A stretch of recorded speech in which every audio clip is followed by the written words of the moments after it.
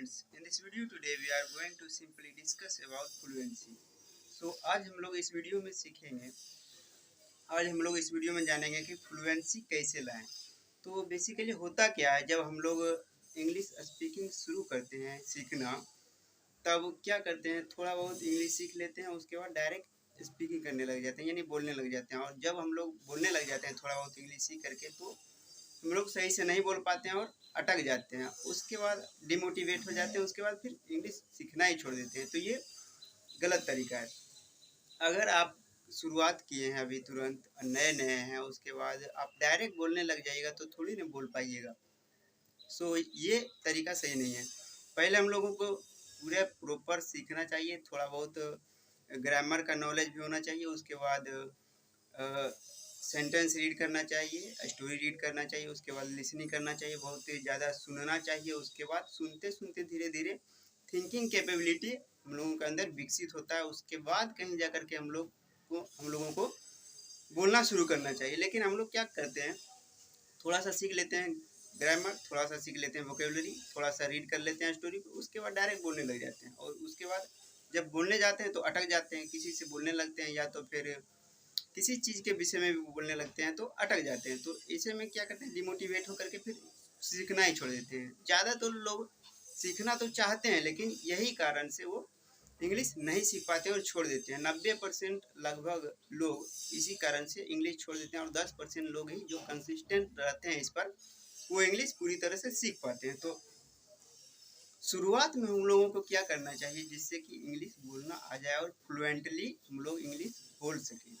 तो शुरुआत में हम लोगों को बेसिक नॉलेज होना चाहिए ग्रामर का, ताकि हम लोगों को पता चले पास्ट में बोल रहे हैं सेंटेंस, या फ्यूचर में बोल रहे हैं, या फिर प्रेजेंट में बोल रहे हैं।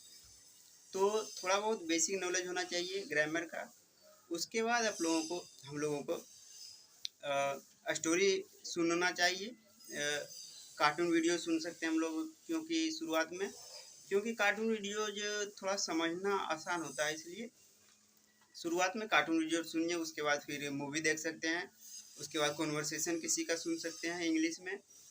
और थोड़ा बहुत लिखना भी चाहिए, लेकिन शुरुआत में ये मैटर नहीं करता। आप लिखिएगा, नहीं लिखिएगा तो भी काम चल जाएगा, लेकिन लिखना भी ज़रूरी है। उसके बाद पढ़ना तो कन्फर्म चाहिए। पढ़ने से वोकेबलरी आपके अंदर जाएगा, और वही फिर जब बोलने के लिए जब जाइएगा, किसी से बोलिएगा, तब वही वोकेबलरी वहाँ पर काम आएगा। अगर आप बिना वोकेबलरी जाने ही बोलने चल जाइएगा तो अटकना निश्चित है। तो बोलिएगा आप क्या, आप जानते ही नहीं है इस वर्ड का मीनिंग होता है क्या। आपको हिंदी में पता है, लेकिन आप इंग्लिश में नहीं बोल पाते। तो यही कारण है कि ज़्यादातर लोग फ्लुएंट नहीं बोल पाते हैं और फ्लुएंसी नहीं गेन कर पाते। तो फ्लुएंट इंग्लिश बोलने के लिए सबसे बड़ा चीज़ है कंसिस्टेंस होकर के लगातार एक सिस्टमेटिक वे में हम लोगों को सीखना चाहिए, तब जा कर के कहीं फ्लुएंसी आएगा। डायरेक्ट अगर बोलने चल जाएंगे तो थोड़ा बहुत सीख करके तो नहीं बोल पाएंगे, और ये सभी के साथ होता है। इसलिए डीमोटिवेट नहीं होना है, और सिस्टमेटिक तरीके से सीखिए। पहले थोड़ा बहुत ग्रामर सीखिए, उसके बाद लिसनिंग करिए, उसके बाद कहीं जा करके स्पीकिंग करिए। वो भी स्पीकिंग जब शुरू करिए तो जैसे बचपन में हम लोग गाय पर लेख लिखते थे, तो उसी प्रकार से एक टॉपिक लीजिए और उसके बारे में जितना जानते हैं उतना इंग्लिश में बोलिए।